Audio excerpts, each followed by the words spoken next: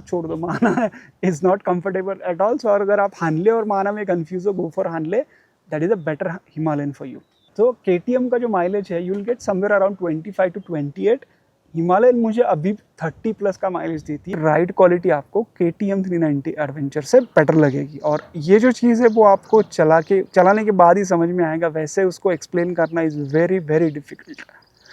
Without giving an accelerator input गाड़ी stand still say उठाने का ट्राई किया था, तो बाइक फर्स्ट गियर में, सेकंड में, थर्ड में, फोर्थ में, यहाँ तक कि फिफ्थ गियर में भी स्टैंड स्टिल से निकल सकती है, इतना इसमें टॉर्क है।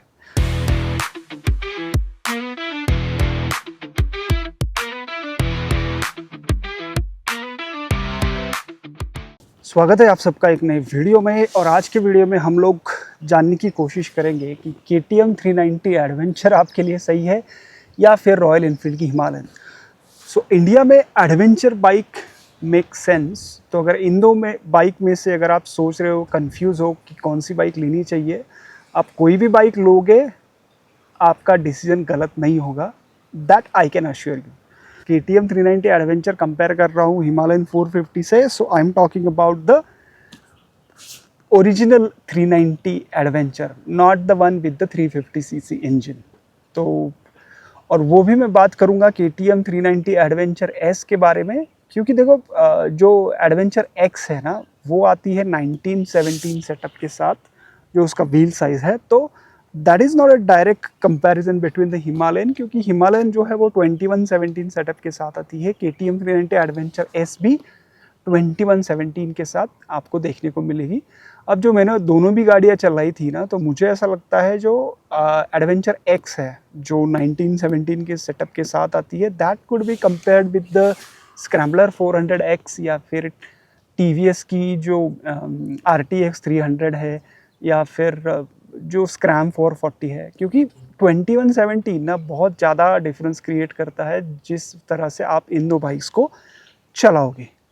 सो कंपेयर करता है KTM 390 adventure S, top of the line original 390 model, और हिमालयन की 450। तो दोनों भी बाइक्स के प्राइस में ना, जब मैं बाइक ले रहा था, इसकी प्राइस अराउंड 3,90,000 या 4 लाख के आसपास थी। एडवेंचर S जो था वो था 4,80,000 on road Pune. So pricing में अराउंड 80,000 डिफरेंस था।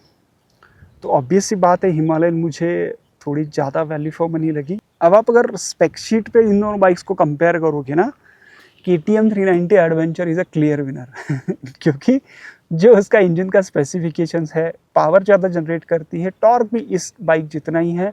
और आई थिंक 46 PS वो बाइक जनरेट करती है, 40 Nm के आसपास कुछ तो टॉर्क है। ये बाइक 40 bhp और 40 Nm टॉर्क जनरेट करती है। तो स्पेक शीट में, नंबर में, वो बाइक आपको ज़्यादा बेटर लगेगी। उसमें इलेक्ट्रॉनिक्स फीचर भी ज़्यादा आते हैं, जैसे कि ट्रैक्शन कंट्रोल। इसमें ट्रैक्शन कंट्रोल नहीं है। उसमें आपको क्रूज कंट्रोल मिल जाएगा, इसमें क्रूज कंट्रोल नहीं है। उसमें आपको क्विक शिफ्टर भी आता है, इसमें क्विक शिफ्टर वगैरह दिया गया नहीं है। उसमें 3 एक्सिस IMU आता है, कॉर्नरिंग ट्रैक्शन कंट्रोल आता है। तो इलेक्ट्रॉनिकली देखा जाए ना, that bike is superior to the Himalayan 450। तो फिर KTM 390 लेने की वजह से ये मैंने हिमालयन क्यों ले ली। तो देखिए, हिमालयन जिस बात में एक्सेल करती है ना, वो है इसका राइड क्वालिटी। अब राइड क्वालिटी को ना पेपर पे आप कंपेयर नहीं कर सकते। जिस तरह से ये बाइक चलती है, दिस इज़ टोटली डिफरेंट। ये जो बाइक है, ये रूल करने के लिए बनी है, या आप हाईवे पे लेके जाओ, ऑफ रोड पे लेके जाओ, इसकी राइड क्वालिटी आपको KTM 390 एडवेंचर से बेटर लगेगी। और ये जो चीज़ है वो आपको चलाने के बाद ही समझ में आएगा, वैसे उसको एक्सप्लेन करना is very very difficult. Himalayan 450 का इंजन जिस तरह से पावर जनरेट करता है ना, वो लो एंड में ये गाड़ी काफ़ी ज़्यादा स्ट्रॉन्ग है। KTM 390 जो है वो लो एंड में थोड़ी सी वीक फील होती है। तो इसका मैंने एक ट्रैक्टेबिलिटी टेस्ट किया था, जिस पे मैंने हिमालयन पे without giving an accelerator input गाड़ी स्टैंड स्टिल से उठाने का ट्राई किया था। तो बाइक फर्स्ट गियर में, सेकंड में, थर्ड में, फोर्थ में, यहाँ तक कि फिफ्थ गियर में भी स्टैंड स्टिल से निकल सकती है, इतना इसमें टॉर्क है। KTM का हावेवर जब मैंने टेस्ट ड्राइव लिया था ना, उसका मैंने टेस्ट किया तो अराउंड फर्स्ट, सेकंड और थर्ड गियर में थोड़ी सी गाड़ी स्ट्रगल करती है, फोर्थ में तो वो बाइक उठ भी नहीं सकती।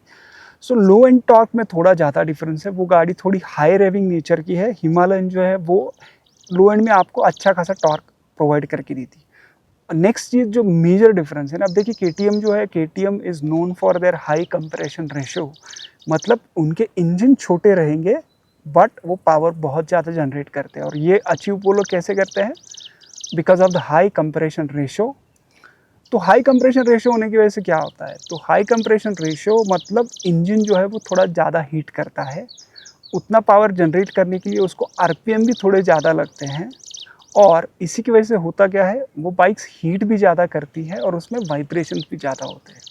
और this is I am talking about theoretically, ऐसे ही होता है, बट जब आप उसको चलाओगे you will notice the difference between them कि जो हिमालयन है वो इंजन एकदम काम है, रिलैक्स राइड आप कर सकते हो। केटीएम पे थोड़ा सा वो एग्रेसिव राइड करना पड़ता है, आपकी बाइक्स के आरपीएम भी ज़्यादा होते हैं, वाइब्रेशंस भी उसमें ज़्यादा होता है। तब जब आप बाइक ऐसी देख रहे हो, जब आपको लॉन्ग ट्यूरिंग के लिए चाहिए, तो आई थिंक मुझे थोड़ा रिलैक्स्ड इंजन चाहिए था, मुझे रेव हैप्पी नेचर केटीएम का नहीं अच्छा लगा। आई am not saying KTM is bad, it's just your personal preference. अगर आपको रेव हैप्पी नेचर पसंद है तो केटीएम आई डेफिनेटली आपको पसंद आएगी। और जब भी कोई मुझसे पूछता है ना कि भैया इन दोनों बाइक्स में से कौन सी लेनी चाहिए, the easy to recommend bike is KTM 390 adventure. और उसका रीज़न सिंपल है, एक तो उसकी सीट हाइट कम है, उसका वेट भी कम है, तो आपको केटीएम 390 चलाने के लिए कुछ स्पेशल स्किल की ज़रूरत भी नहीं पड़ती। सो आप नॉर्मली भी किसी को रेकमेंड कर दो ना केटीएम 390, तो वो आराम से उस बाइक को चला सकता है। तो फिर लोगों को ये एक्सप्लेन करने में ना कि यार ये बाइक का वेट ज़्यादा है, इसका सीट हाइट भी ज़्यादा है, ये बाइक लेने से अच्छा हम लोग केटीएम ले लेते हैं, तो वो समझाना बहुत मुश्किल पड़ता है। सो आई वुड ऑलवेज रिकमेंड कि भाई तुम केटीएम ले लो, यू विल बी हैप्पी। ठीक है, तो इंजन का कैरेक्टर आपको समझ में आ गया। नेक्स्ट बात करते हैं सस्पेंशन की। दोनों में से सस्पेंशन किसका बेटर है? ऑन पेपर आई थिंक जो केटीएम है वो भी 200 mm सस्पेंशन ट्रैवल प्रोवाइड करती है, ये भी 200 mm का ही सस्पेंशन ट्रैवल प्रोवाइड करती है। I am just guessing, KTM का हो सकता है उससे ज़्यादा भी हो। हिमालयन का जो वेट है वो 196 kg है, केटीएम आई थिंक 180 kg के आसपास है। तो इसका वेट ज़्यादा होने की वजह से, और आई डोंट नो ये शोवा सस्पेंशन इन लोगों ने कैसे ट्यून किया है, but this is feels effortless. Effortless मतलब जब आप इसको चलाओगे ना, तो आपको उसकी राइड क्वालिटी पता चलेगी। वेट जो है इसका वो इसके फेवर में काम करता है, और आपको ऐसा लगता भी नहीं है कि इसका सस्पेंशन कुछ एफर्ट ले रहा है। ख़राब रोड पे चलाओ, हाईवे पे चलाओ, क्योंकि देखो दोनों तरफ गाड़ी अच्छी चलना ना ये थोड़ा ट्रिकी है, क्योंकि बैड रोड पे अगर आपका सस्पेंशन अच्छा है मतलब उसको सॉफ्ट ट्यून किया गया है, जो कि हाईवे पे आपको नर्वस कर सकता है क्योंकि वो ज़्यादा बाउंसी हो जाएगा। बट हिमालयन में ऐसे नहीं होता। आई don't know how they have designed it. और आप कोई भी रिव्यू देख लो, ऑनलाइन भी चेक कर लो, जो लोग बोलते हैं ना हिमालयन के सस्पेंशन के बारे में, दैट इज़ 100% ट्रू। ये जो सस्पेंशन है ये this is like out of this world. मतलब आप इसको कहीं पे भी लेके जाओ, you will feel extremely supremely comfortable. तो केटीएम का जो सस्पेंशन है वो कंफर्टेबल नहीं है क्या? वो भी कंफर्टेबल है, बट उसका एक डिफरेंस मुझे लगता है कि आप जब केटीएम 390 चलाओगे ना, तो आपको पता चलता है कि आप कौन से रोड पे चल रहे हो। तो थोड़ा आपको वो मतलब it will make you feel what type of road you are riding on. इसमें वैसा नहीं होता। Suspension is neck to neck, but Himalayan का थोड़ा सा मार्जिनली बेटर है, क्योंकि इसका वेट ज़्यादा है। I don't know how they have done it, but this is supremely comfortable suspension. बाकी सारी चीज़ें आप छोड़ दो। If only one thing that you would like to buy the Himalayan, buy it for is suspension, you will definitely love it. Next चीज़ बात करते हैं इसका जो क्लच है और ब्रेक है। तो दोनों भी गाड़ियों का क्लच ऑपरेशन एकदम ही लाइट है। इट्स नॉट टू हार्ड जैसे कि क्लासिक 350 वगैरह होता है, या फिर अगर आपको कभी चांस मिले ना रॉयल एनफील्ड की 650 का क्लच दबा के देखना, आपके उंगलियों की पाम्स की आर्म्स की पूरी एक्सरसाइज हो जाएगी। सो हिमालयन 450 इज़ लाइट, और केटीएम का भी इतना ही लाइट है। तो दिन भर भी आपको लेट्स से 400-500 किलोमीटर चलाना है, you won't be feel tired because of the clutch. Braking operation दोनों का भी अच्छा है। तो दोनों में भी सिंटर्ड ब्रेक पैड्स आते हैं और 2 पिस्टन कैलिपर है। तो 2 पिस्टन कैलिपर मतलब 2 उसके प्रेसिंग पॉइंट होते हैं, और sinter brake pad is like top of the line, मतलब ऑर्गेनिक आता है, फिर आता है सिरेमिक, फिर आता है सिंटर। तो आपकी बाइक में सिंटर ब्रेक पैड है, 2 पिस्टन कैलिपर है, मोर देन सफिशिएंट। दोनों की भी ब्रेकिंग एकदम कॉन्फिडेंस इंस्पायरिंग है। This is neck to neck. बात करते हैं जो गियर शिफ्टिंग है वो, हिमालयन का भी जो गियर शिफ्टिंग है वो एकदम ही लाइट है, सट सट करके आप गियर डाल सकते हो। हालांकि इसमें क्विक शिफ्टर नहीं है, बट मैंने अभी गोवा की राइड की थी तो मुझे कभी भी ऐसा उसकी कमी महसूस नहीं हुई। बट हाँ, अगर वो क्विक शिफ्टर दिया होता, it would have been an added advantage for Himalayan. KTM का जो गियर शिफ्टिंग है वो भी काफ़ी अच्छा है, बट मैंने 2 से लेके 3 गाड़ियाँ चलाई थी, उसमें मुझे थोड़ा शिफ्ट करने में एफर्ट लगाना पड़ रहा था। आई डोंट नो वो बाइक का इशू था या फिर सच में ऐसा है, बट इस हिमालयन से कंपेयर करोगे तो थोड़ा एफर्ट आपको उसमें ज़्यादा लगाना पड़ता है केटीएम में। प्लस उसका बेनिफिट ये है, क्विक शिफ्टर है तो भाई गियर एकदम मक्खन जैसे आप डाल सकते हो, क्योंकि क्लच ऑपरेशन इन्वॉल्व भी नहीं होता। तो इलेक्ट्रॉनिक्स में यस, KTM 390 थोड़ी सी बेटर है। बात करते हैं सीट कंफर्ट की। अब ये जो माना ब्लैक मैंने लिया था, इसका जो रैली सीट था भाई, इतना घटिया सीट है वो। मतलब जब मैंने बाइक ली थी मुझे लगा था ठीक है यार, सह लेंगे थोड़ा थोड़ा, बट उसको जब मैंने चलाया, मैंने कोकन राइड की थी, उसके बाद मैं परेशान हो गया। मैं बोला रैली सीट तो अपने को नहीं जमने वाला, इसको चेंज ही करना पड़ेगा। तो रैली सीट के ऊपर मैंने 5,000 खर्चा करके उसका पूरा क्वेश्चन चेंज किया था, फिर भी I am not able to get that comfort. तो फाइनली उसमें मैंने इसको काट छाट के और ये रैली को चेंज करके मैंने इसमें टूरिंग सीट लगाई है। और टूरिंग सीट भाई साहब is supremely comfortable. This is the best seat that you can get on any bike.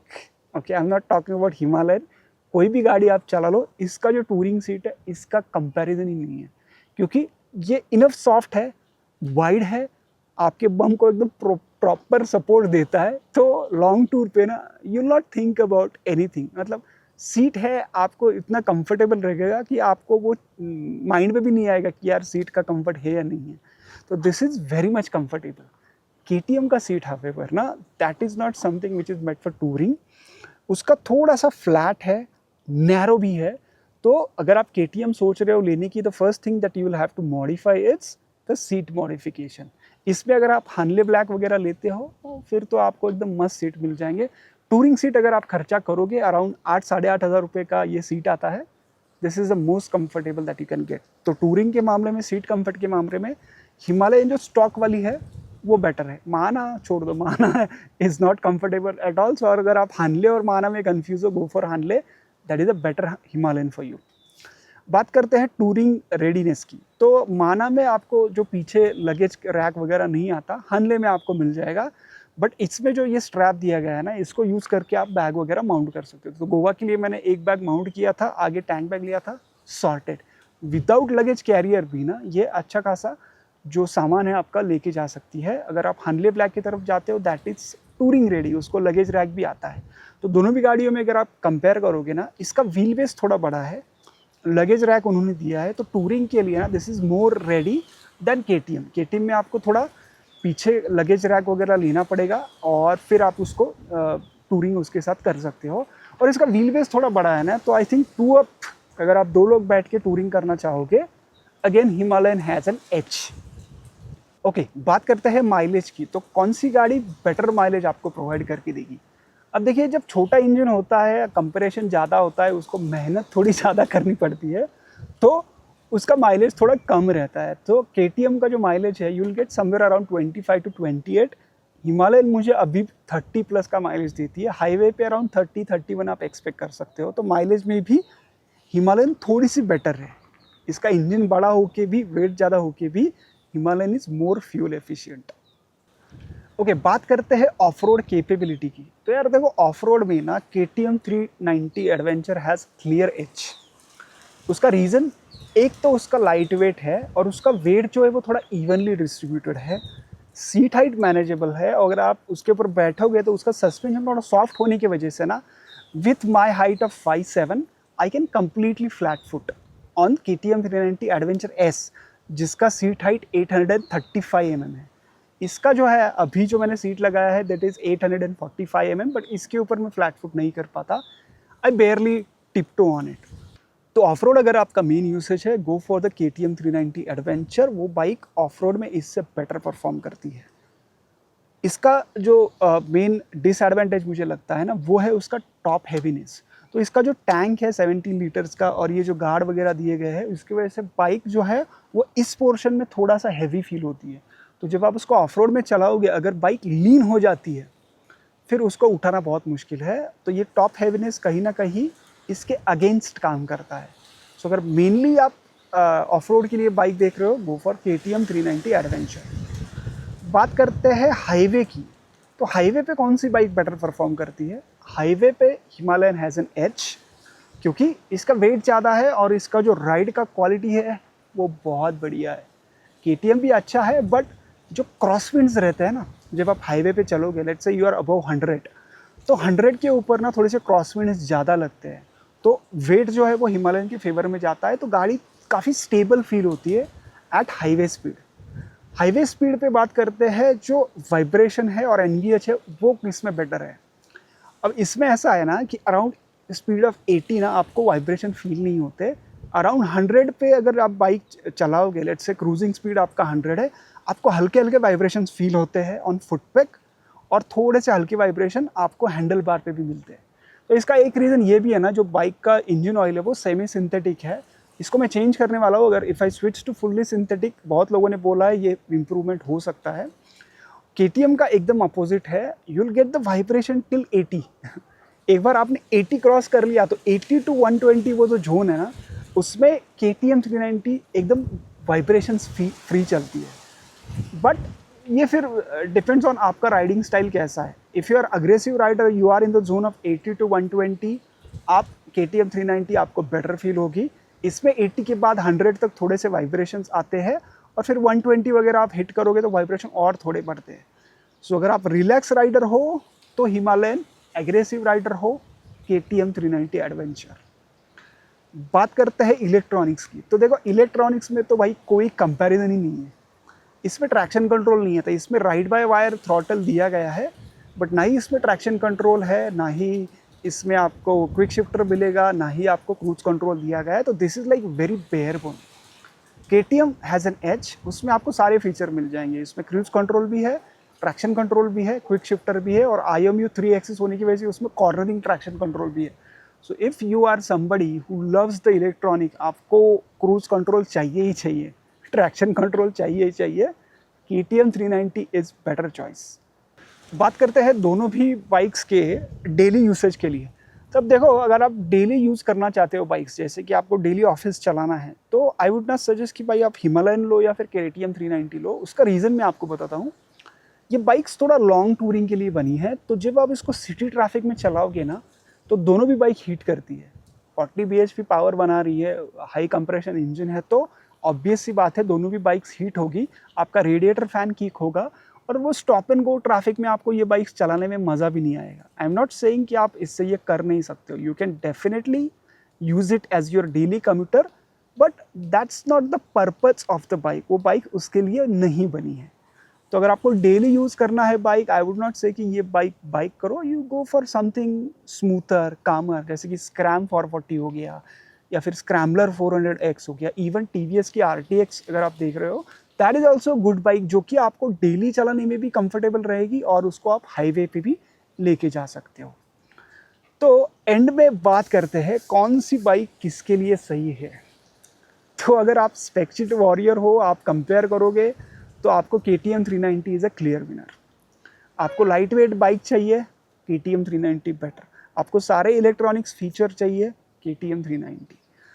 But आप एक ऐसी बाइक देख रहे हो जो आपको super comfortable ride quality provide करे, तो फिर आप हिमालयन की तरफ जा सकते हो।